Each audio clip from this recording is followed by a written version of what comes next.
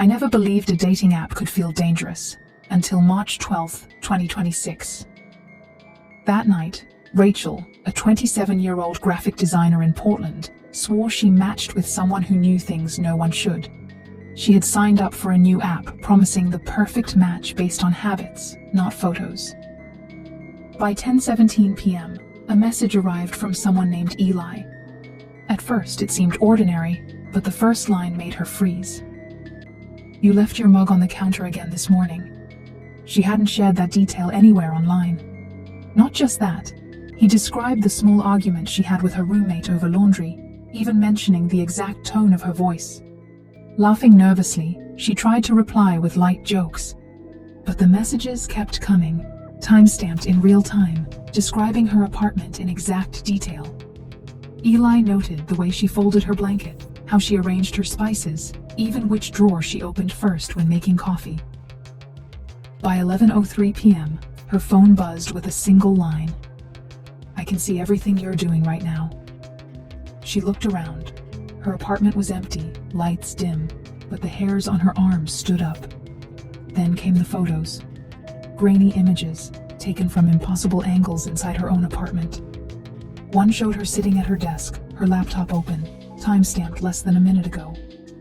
Another captured her making tea, though she hadn't moved from the couch in over an hour. Her hands shook. She checked every window and door. Everything was locked, yet the camera angles didn't make sense. By midnight, subtle changes began appearing around her apartment. A chair slightly moved, a stack of papers rearranged, her phone on the kitchen counter when she had left it in the bedroom. At 12:47 a.m., the app sent another message. "You left the door unlocked." She hadn't. Panic twisted her stomach. She ran to the door, checked every lock, all secure. Yet her phone buzzed again, as if mocking her. "I know." Rachel tried deleting the app. It disappeared, but moments later, a notification appeared anyway. "Deleting me won't stop me." Her laptop webcam flickered. For a second, she thought she saw a silhouette behind her in the reflection. She spun around. Nothing, just the shadows of her empty apartment stretching long and thin under the dim light.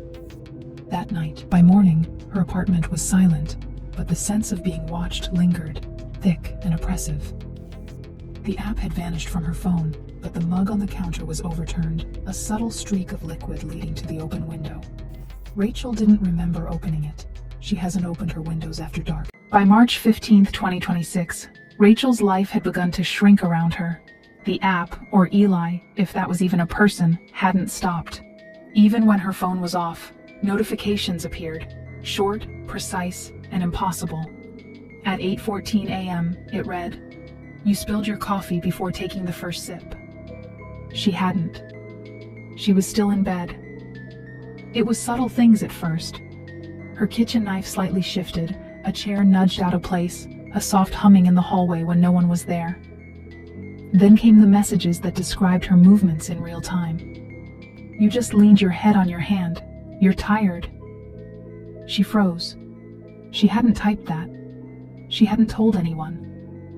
By 11:02 p.m., the app sent a photo of her living room, grainy, from her doorway. Her laptop was open, but the screen showed a different browser than she had left. The timestamp was 11:01 p.m., 1 minute earlier, though she'd been downstairs making tea. She backed away, heart pounding. At 2:47 a.m. on March 16th, a new message appeared. "You're awake." She hadn't checked her phone for hours. Then she heard it. The faint creak of her bedroom door. She held her breath, listening as the floorboards outside her room groaned under an invisible weight. She switched on her flashlight, sweeping the room. Nothing. Yet the feeling lingered. Something had been there, close, just beyond sight. She tried tracing the app's code, hoping to find a server or a location. Nothing. Just a generic cloud host with no logs. Yet the timestamps told a different story. Messages arriving while the phone was powered off, in airplane mode, even while she was outside. And on March 17th, a new message arrived. "I watched you run errands today. You think no one saw, but I did." The breaking point came at 3:12 a.m. on March 18th. A video file appeared, showing her bedroom while she slept. The camera pans slowly to the window, then stops abruptly at a shadow standing there, motionless. She didn't remember opening the window. She didn't remember anyone entering. Her hands shook as she tried to scream, but the sound was caught somewhere between fear and disbelief. The next morning, she told herself she had imagined it, but the phone buzzed again. "We're just getting started." And this time, when she looked at the corner of her bedroom, she swore she saw a silhouette move. By March 21st, 2026, Rachel was already living in fragments of fear. She barely slept, barely ate, and had stopped leaving her apartment except for essentials. That morning, a new email arrived from an address she didn't recognize. Subject line: "I've been waiting." Inside was a single grainy photo time-stamped March 20th, 11:37 p.m. It showed her bedroom doorway. Standing there was Derek, her ex, who she hadn't seen or spoken to since 2018. Her heart froze. She hadn't shared her new address with anyone. How could he be here? And yet, the photo was unmistakable. The angle wasn't just a snapshot, it was taken from inside her apartment. Seconds later, her phone buzzed. "I'm closer than you think." Subtle changes began appearing immediately. A chair slightly shifted, a coat draped over the back of the couch that she hadn't touched, the faint smell of cologne she hadn't smelled in years. The app messages grew personal, referencing fights and conversations only Derek could know. But something about them was off. The wording felt too precise, too deliberate, almost mechanical. That night, around 2:46 a.m., the intercom buzzed. A calm, familiar voice whispered, "I just wanted to see you again." She didn't respond, frozen in terror. The whisper came again, closer. "It's been so long. Why did you leave?" Police arrived after she called, but found nothing. No footprints, no forced entry, no one in the hall. March 23rd, 11:59 p.m. Rachel checked her security cameras. Movement appeared on the front porch, just a shadow, but when the feed returned, the porch was empty. A single scratch marred the door handle. She hadn't done that. The scratching continued faintly through the walls, like fingernails tracing the edges of her space. By March 24th, a new video arrived. A shadow moved inside her apartment while she slept. The timestamp, 3:15 a.m. Her laptop microphone picked up whispers. "I never left." The shadow mimicked Derek, but wrong, too elongated, too rigid. Rachel realized the terror wasn't about Derek returning. It was something, or someone, pretending to be him, studying her, learning her. At 4:02 a.m., the app sent a message that froze her blood. "You won't believe who's next." By March 26th, 2026, Rachel barely left her apartment.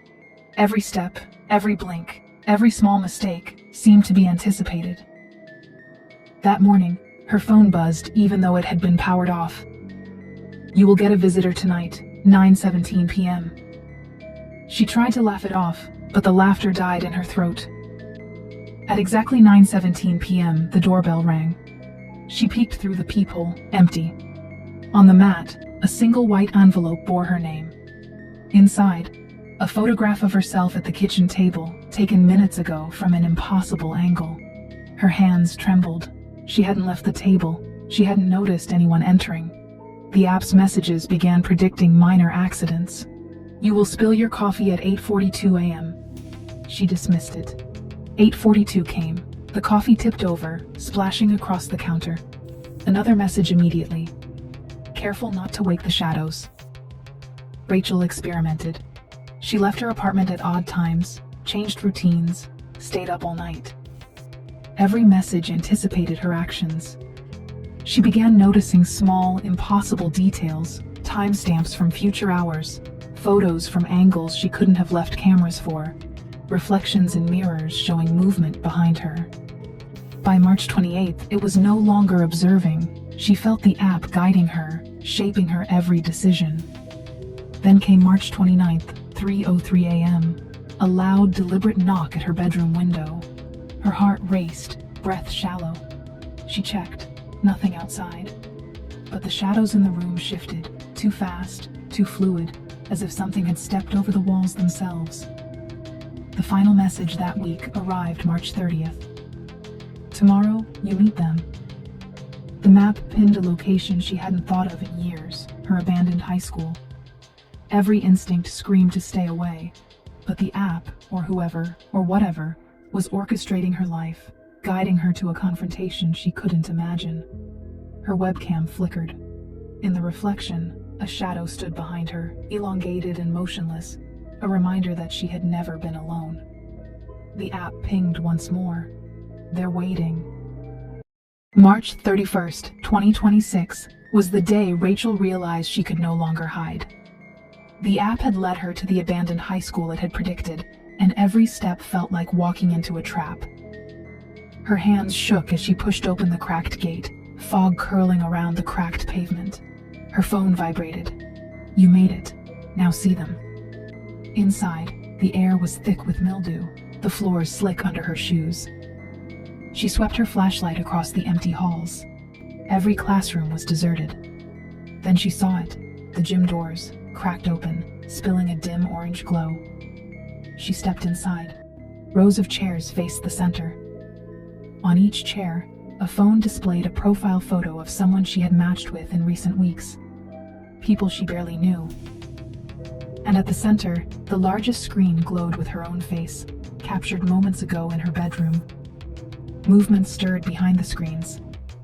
Shadows, elongated and human-shaped, shifted unnaturally. The speakers crackled, a calm, familiar voice whispering, "The perfect match is always watching, waiting, guiding." Her phone buzzed. A countdown appeared. 60 seconds. Panic clawed at her chest. She ran, stumbling over debris, flashlight bouncing wildly. The shadows glided toward her, synchronized, eerily precise. One held a phone displaying her profile, but the profile wasn't hers anymore. It had changed, showing a new match, someone she had never met. Then, with a flicker, her own face appeared on the screen again, smiling, calm, impossibly serene. Before she could react, the lights went out. Her phone buzzed one final time. The next match awaits. Silence swallowed the gym, thick and suffocating, broken only by faint tapping behind the walls and the whisper of a breath so close she felt it on her neck. The doors didn't open, the screens flickered. Somewhere in the shadows, a new profile glimmered to life, and Rachel realized she wasn't the first, and she wouldn't be the last.